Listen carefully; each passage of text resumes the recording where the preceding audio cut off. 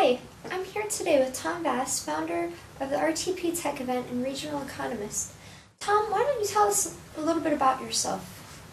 Thanks. I'm a regional economist, and I'm also an investment manager, and I help companies raise capital, and I also manage money for folks.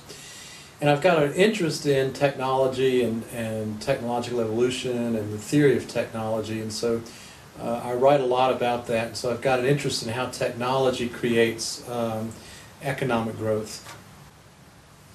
You've written a lot about the importance of domestic manufacturing and interdisciplinary product development, and an idea you call the three-legged stool. Can you tell us a little bit about these ideas?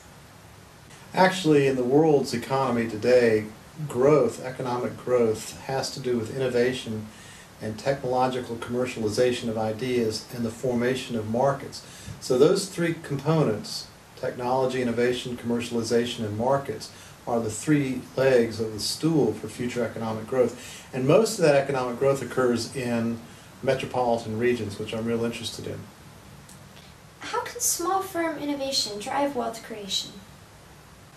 Essentially, what happens is new products, what technology innovation people call radical innovation.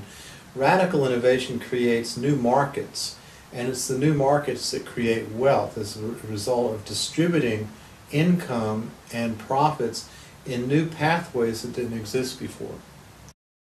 In your articles, you mentioned the secret sauce of innovation. What is it? It's ideation. It's coming up with new ideas, and it's coming up with how innovation works. And that's the secret sauce. You've got to have continual innovation.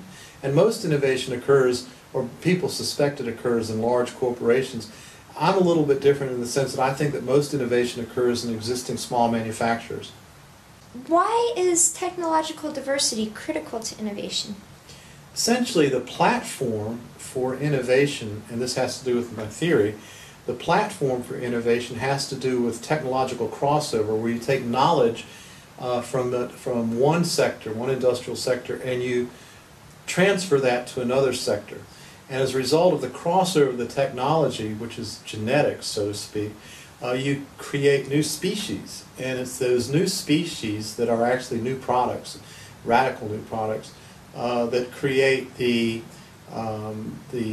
types of marketplaces that don't exist today. You mentioned that certain types of small to mid-sized enterprises are good candidates for innovation. What are the characteristics of these small to mid-sized enterprises? Essentially, we know, or we suspect, that there's 9 high technology value chains.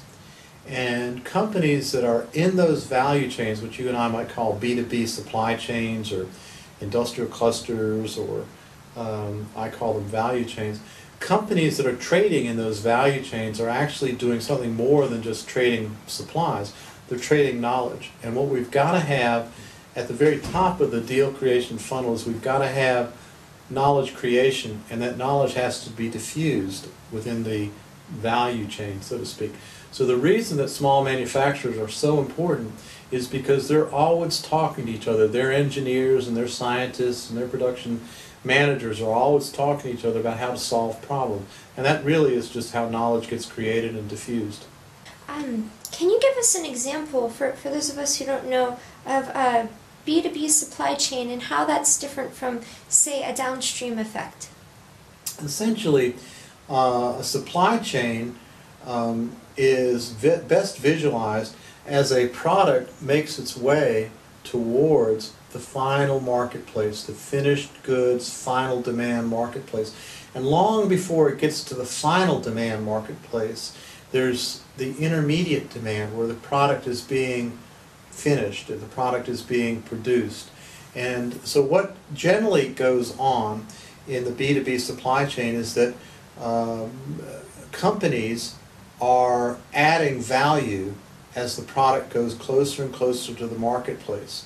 And as it gets closer and finally is sold in the marketplace, then the profits from that are actually distributed backwards through the supply chain. And so a supply chain is visualized primarily as a product reaches the final demand marketplace.